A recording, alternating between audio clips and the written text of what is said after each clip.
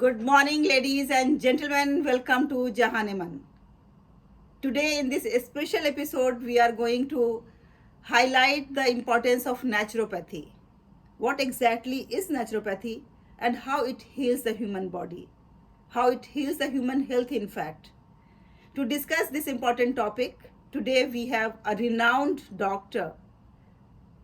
We have a renowned doctor who is naturopathic physician from Singapore and who has taken the naturopathy to the greater heights. He believes that it is a science. It is not just depending on the belief system of the human being, but it is scientifically proved that with nature we can heal any disease, any illness, any pain. So I welcome Dr. Saravanan. Hello, sir. Namaskar. How are you? Namaskar, and a very good day to you, all of you, and Halima, Dr. Halima, a good afternoon. Thank you very much, doctor. Yes. And Dr. Saravanan, before we go into the discussion of how naturopathy works, let me know about your background, about your family, about how you have developed the interest in this field. Okay. The interest in this field came about when I was practicing as a mechanical engineer in the armed forces, and I used to give kitchen remedies to my mates, and they will come with some issues. I'll look into their eyes and I'll tell them what's their problem, and they will sometimes confirm that they have some issues with their body. And so I said, oh, take this juice or take this turmeric or this ginger and black pepper and this kind of things, and they start to get well. Usually within a few days they feel good. And then that went on for a while, and then I used to run medical camps in my home.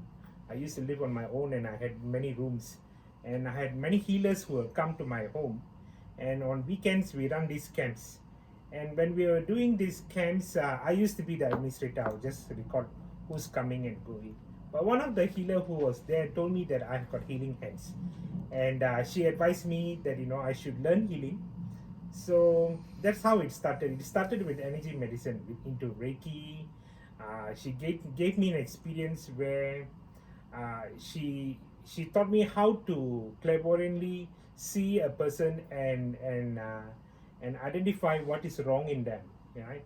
So my first client was my best friend's wife, who was not able to conceive, and they had been married for 8 years. And then I could find the blockages in her fallopian tube, and the problems that she had in her uterus, and the issues that she had with her heart. So we gave her some remedies when we did some healing energies, and a year later she had a daughter. Oh, that's really good to know. Yes, that was exciting. So, doctor, what is your approach of healing helping someone heal?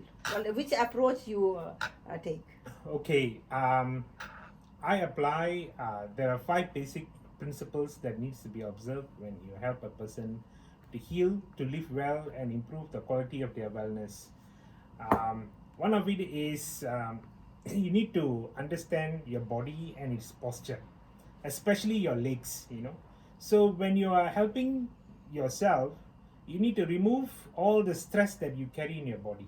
Sometimes we place our hand like that, and we in a stress position.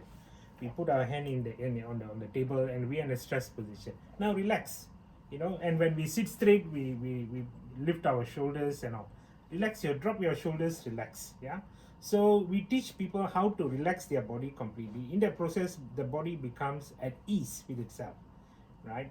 So sometimes the leg has got to receive a lot of correction.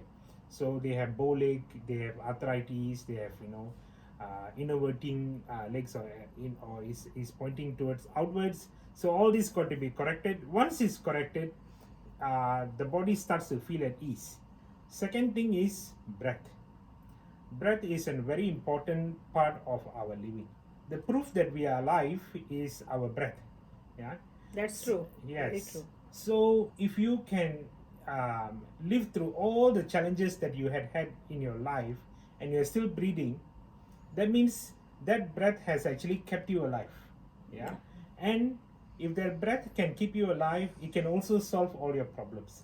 All you have to do is to observe your breath, and know how to use it for your own benefit. And when you do, you will start to heal and overcome challenges. The other things that need to be done is about food. You need to understand the metaphysics of food. In food, people usually just eat, oh, this is healthy for you, so let eat the whole broccoli, and then you find that you get you may benefit from it, but you may have also a withdrawal symptom. You get diarrhea if you have too much of it, right? So we want to teach. I teach my clients how to eat the and energetically absorb all the essential nutrients from the food. So you eat little, and you choose the right kind of foods in the right way that it has been processed and cooked, and then it becomes the most beneficial and most bioavailable food for you, because anything that you eat, matter comes as waste, and only the energy is used by the body, right? Fourth thing is supplementation. You need to take essential supplements to support your body, and you need to be aware what supplements are suitable for a child, for a woman, for a man, and what age. Yeah, and the supplements must be bioavailable. So in my practice, we use a technology called Biofinity, and we rebrand it as Body Vedic, and we supplement them in my clinic. And these supplements has got energy signatures, and these energy signatures make the product more bioavailable, because usually people need to take it as according to weight and age and gender, but now you can just take like what you take in the Western medicine.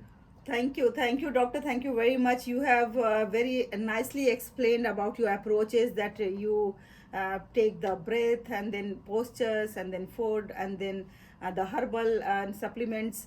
So we are going to talk about each one of them in detail. So first of all, you let me know that you have highlighted the importance of breath. The breath is everything. Yes. So what exactly is breathtaking and how it helps a human body? Okay.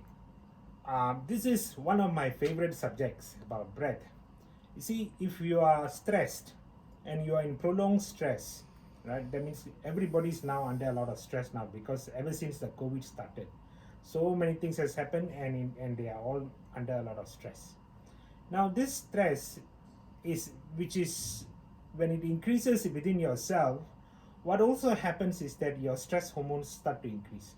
Your norepinephrine, your adrenaline, your cortisol levels all goes up significantly. In the process, your body goes through a lot of physical trauma, and this stress that is in your body is affecting you, is going to make you very, very sick. Now, how do I reduce this? The stress can only be reduced when I increase the oxygen levels in my body, when I increase the relaxation quotient in myself. So how do I become relaxed? I can't just tell myself, all right, let's relax and close my eyes. It doesn't work that way. But when I breathe, there are specific breathing techniques that you can apply, and when you breathe, naturally your body becomes relaxed. And because you are relaxing and the oxygen levels are up, your stress hormones reduce significantly, and because that happens, your body will produce HGH, human growth hormones, which will naturally repair any problem that you may have in yourself, right? And your body at that level will also reduce the uptake of insulin in yourself, so you don't really need to eat too much. You get all the energy that you need from whatever that you have stored in your body. That feeds the ATP in your body. That is the energy currency, and because of that, you become more vibrant, fit, healthier, and you lose weight. You become more energetic. Yes, thank you very much. Thank you very much, doctor. Yes, though, so we have to first of all mind our breath, because most of the cases the people, they take it for granted. They think that okay, it is something given for free. We don't have to pay for our breaths. But nowadays, we have to pay for the oxygen. That is a different thing because of the polluted air. So now, doctor, I would like to ask you about stress, because you have during your conversation you have mentioned about stress. So what exactly are the causes for stress, and how we can naturally heal the stress without taking medication and other things? Okay. Stress comes in many forms: financial stress, relationship stress, career stress, or business stress, or stress of doing nothing, or physically you're sick and so you're stressed. So that could be physical stress as well. There could be mental stress because you're overthinking, and then all this cumulatively has got an impact on your emotions. So it creates an entanglement in your life, and you become very, very stressed. Okay, so this stress has got a physical dimension, it makes you sick, but the stress that you are feeling is actually also an impression that you carry, which got to do with your programming. See, a human being is programmed by the age of 0 to 7. The adult is already formed. What an adult world is like, what the world outside me is like, is already conceived in my head, in my psyche, at by the age of 7. So this becomes my operating system, just like the computer. Okay, so because it's operating like the computer, it's like Windows 10, it can only run on Windows 10. But if I want to upgrade it, I need to have that space. I need to have that upgraded software to be uploaded into my computer, and then I can use new softwares to use. Otherwise, I can only operate on the old software like that. Whatever that I have programmed inside myself, I can only operate in that process and not be able to move on. So I need to change. I need to do something to unprogram that program that I have in myself, and in that process, I overcome the challenges and add new program into myself, right? So it is done through psychotherapy. It can be done through hypnosis. It can be done through body talk and positive empowerment as well. And then breath work also will help you with to remove the clutter in your head, and in the process you can take in new information. Yes, doctor, I know that decluttering is so important. Our mind is like it is a storehouse. Yes. And whatever we feed in that, that is going to govern our life. That is going to command us to do the things. So that's why decluttering, then breathing exercises and all the activities that doctor has suggested is very important. But naturally we have to go into the details of everything. We have to take proper training for that. We have to have a mentor for that. Then only we can do those things. Yes. Now doctor, coming to the food, the food I think is one thing that we take, after breathing we take food for granted. Yes. Like we think that okay, whatever comes on our way, let us just fill our stomach. That is our purpose. And especially in the city life, when the people are so busy, so they think that wasting giving time to food is a waste of time. Yes. So in hurry burry, something instant they want to cook and eat and then just fill their tummy. Yes. So what you have to say about this? Well, we live in a hurried lifestyle, and we eat food in a hurry, and we will end up dying in a hurry as well. Yeah. So what needs to be done is that we need to take stock of what we are having. We need to create certain habits. Our food that we eat now is also a result of our habits. Like yesterday we had lunch, we had pakoda, we had paneer, and we had rice and gravy, and then some vegetable which was like green peas and chopped carrots, and there's nothing much in it, but we must learn how to eat food that is more vibrant and produces energy quickly, right? If you have a food that is already processed, and like your pakoda, right, it is fried and to the point where it is very crispy, very nice and yummy. But do you know, any fried food, if you take it continuously, it will cause colorectal cancer. Oh. Yes, Oh. because any fried food increases the carcinogen in it. Is carbon. Carbon is carcinogenic, which is contributing to cancer in many parts of your body, but it will directly impact your digestive system. So in Singapore, we have colorectal cancer as number one disease in the world. We have the highest rate of colorectal cancer. So you can imagine the kind of food that people are eating. Yeah. So we need to get a lot of fiber into our food. So you need to learn how to eat raw food, right? Imagine 50 years ago, I want to ask you this. Yeah. 50 years ago, what do you normally had, or not say 50 years ago, in your childhood time? Yeah. What we was used your to breakfast? have all raw food, like fruits, vegetables, cucumber, carrots, and then guava. I used to pluck from the tree and then eat. Yeah. See, Yeah. and you used to have, your grains. You made your roti with jawar or millets and all this, and you used to have them, right? Nowadays, people don't have them. They eat cookies, they eat bread. Yeah, in Punjab, they have the cancer train. Are you familiar with that? Yeah, because so many people are eating the wrong kind of wheat and they end up with cancer. Wheat causes cancer, right? And so they have a train specially to bring these people to their doctors. Yeah, Oh. yeah. And when What we about a canned food? You know, nowadays it is also quite in fashion. The people they buy instead of taking like fresh fish or fresh meat or fresh vegetable, they go for the canned one. yes, you see, any meat or any fruit that you have in a natural state will be there for a couple of days and eventually it will decompose. That's the nature of food. But when you put in a can, it can last for years. And because it is lasting for 2 years, 3 years, or even 4 years, that means all kinds of preservative has been added to this can, right? And because these preservatives and colors and flavors and stabilizers have all been put inside, imagine you eating that into yourself. You're giving that as food to yourself. All these chemicals go into your body, they have an impact.